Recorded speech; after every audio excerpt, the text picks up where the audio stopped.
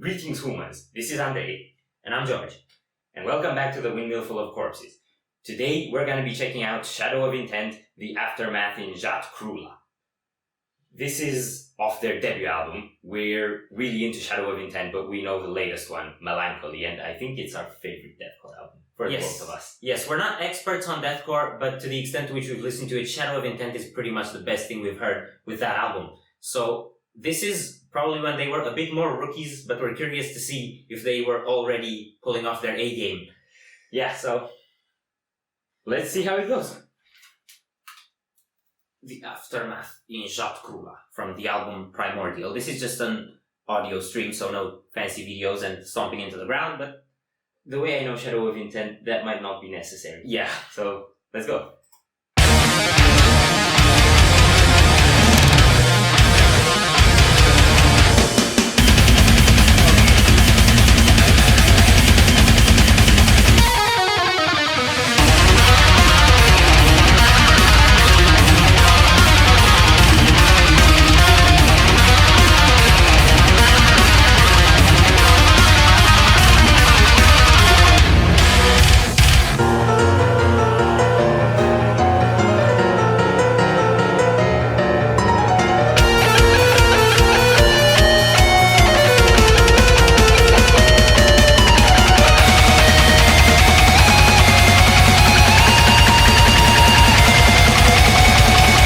Okay, I'm gonna stop it right there. I wanna say, it has a lot of the stuff I know, particularly on the drum patterns, and I think on the riffs a bit as well, on the guitars, but it doesn't feel a lot like deathcore. It feels more like tech death a bit to me.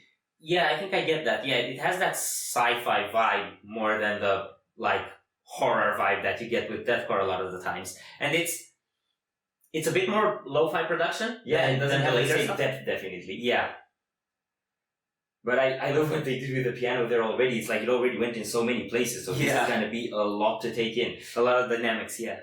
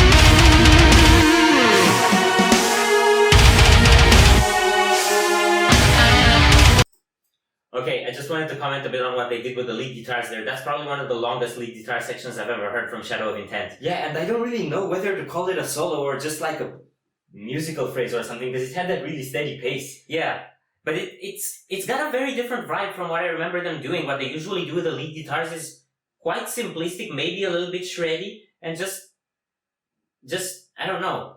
It's different. It's more technical, I would say. So let's see where this goes.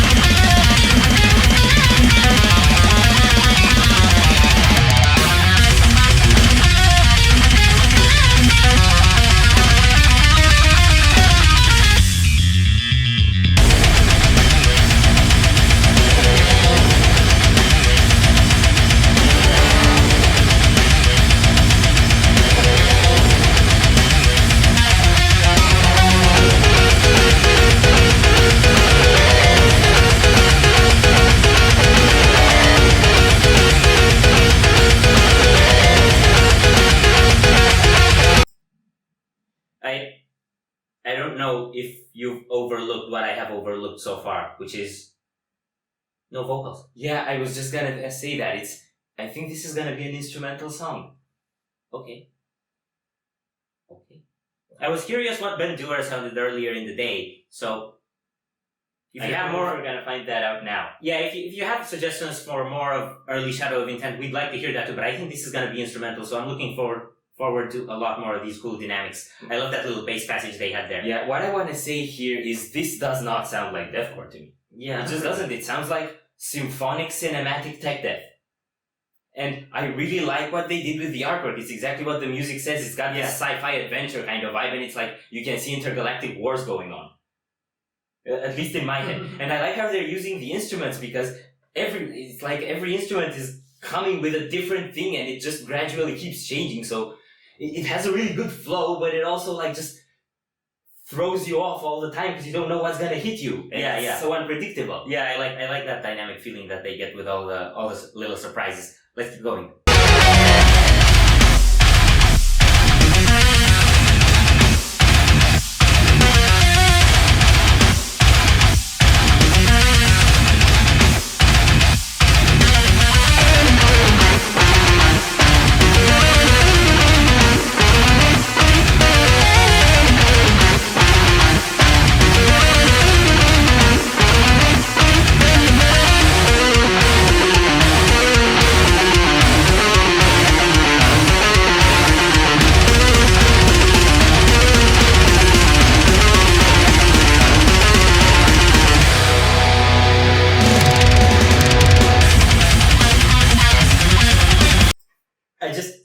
This sounded like what I know from them. I just love that drum passage, how it strummed and then settled right into it. Yeah, it's like, man, when they plant into those pedal, like double pedal patterns, it just gets so thick all of a sudden.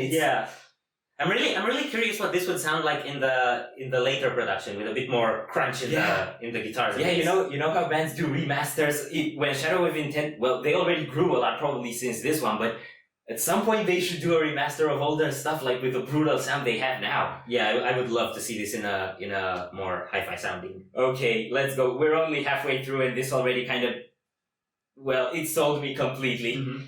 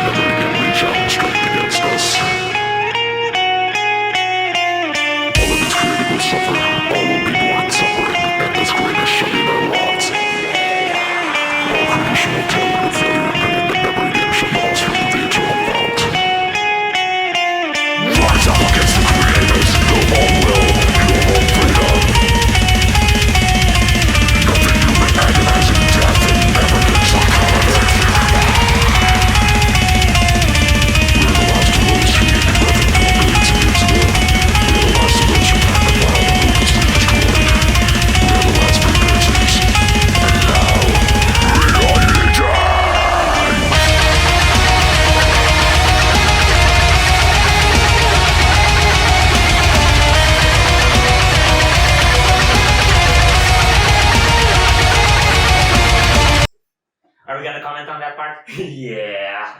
Okay, so no vocals. Apparently there are vocals. So I feel it had this kind of, I don't know whether to call it like it was some evil beast kind of narrating, or it whether was it was a Palpatine. robot. It was Emperor Palpatine.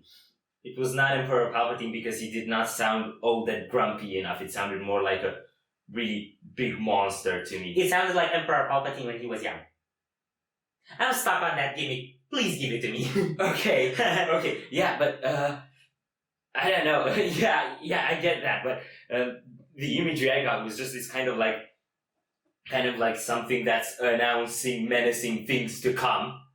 Well, kind of.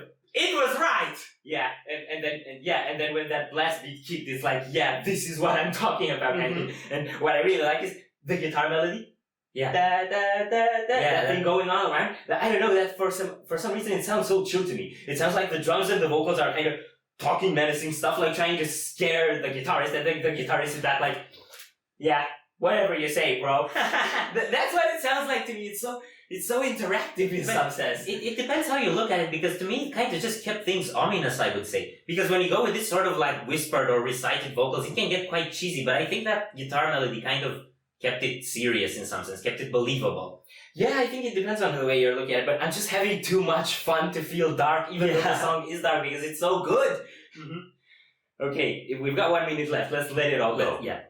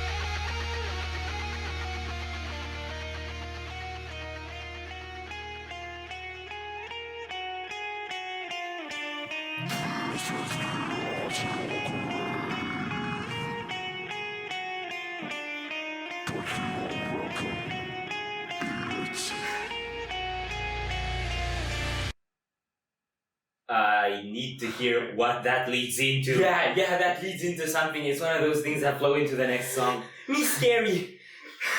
Okay, I have a lot of thoughts. First off, the shadow of intent I know is there. Yeah, it was there in the growl at the end of the narrating part. It's there in the guitars, and it's definitely there in the drums. But the feel is really different. Yeah, I get the same idea. Structurally, they have a lot of the same components, but it's a lot more dynamic. Like, things change more often, but they change between elements that I know. Yeah. Well, I don't know if you heard the dreaded Mystic Abyss. That's the 10-minute instrumental from I don't know it that well, but I've heard it. It does have a lot of these sort of changes, but that's also more like heavy, dark, extreme, just into that vibe they have on Melancholy. And this is more, I feel this is more cinematic. It's like, it's still brutal, but it's a brutal that in some sense gets a little ridiculous. And I don't mean that in a negative way. I mean that more like it's brutal for fun. Yeah. Yeah, it's definitely less serious and grim and dark and nihilistic than Melancholy. Like Melancholy, if you just take a look at the lyrics and you have all those ominous orchestrals, this didn't have that many orchestrals. That's actually probably the one thing that's not missing, but it's a lot less here than it's on Melancholy. Like, that one has huge soundscapes made with the orchestrals. I mean, this didn't really have such huge soundscapes, but it's kind of had these really cinematic moments. Yeah. That's what I really like. It sounded like action movie score in some sense. Okay, well, I have to look into the album and see what that leads into, but otherwise, really good song. Yeah, almost instrumental, not entirely. I'm a little scared, but really happy. What did you think of the song? Let us know. I think this is all we had to say. Okay, so we're done? Yeah. Well then, that's all there is for today. If you like this video, we would greatly appreciate the likes and the shares. And if you'd like to see more, don't forget to subscribe with bells on. Thank you very much for visiting the Windmill, and we would love to see you back very soon. Corpse is out!